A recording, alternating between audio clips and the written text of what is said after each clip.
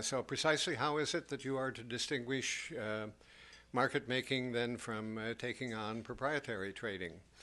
The rule, as proposed, lists 6 factors that are to be taken into account.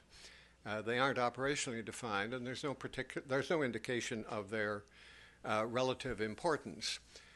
So the result is that there is going to be necessarily considerable uncertainty in trying to make, on a trade-by-trade basis, a distinction between market making and proprietary activity. How do you deal with this? Well, you could try to take these 6 factors, which are general categories, and try to define them in some kind of more precise operational manner. That seems both difficult and unlikely to occur. And that means that enforcing the rule, supervision is going to play a very large role and bear a special burden.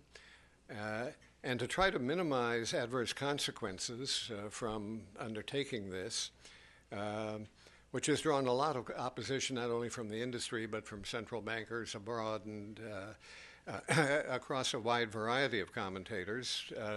The rule posed 383 questions for commenters to respond to. We're responding, I guess you could say, only to a very small fraction of the issues presented by the rule. And so we suggest a couple of modest but perhaps helpful steps. First is to build into the rule a presumption of validity of the trade classification being made by an institution in conducting its market-making activities and applying these 6 factors when it comes time for the supervisors to audit or oversee compliance, which sort of nudges in the direction of recognizing and having a certain element of tolerance for the precision of the rule.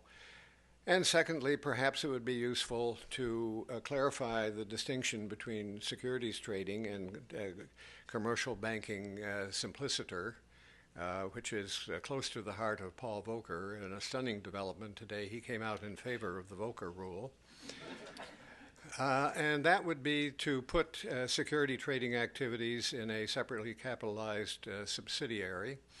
The rule would still apply to them, of course, but there would be a distinction then between commercial banking supported by the safety net and securities trading that would be perhaps a little more operationally clear and easy to deal with in the event of failure.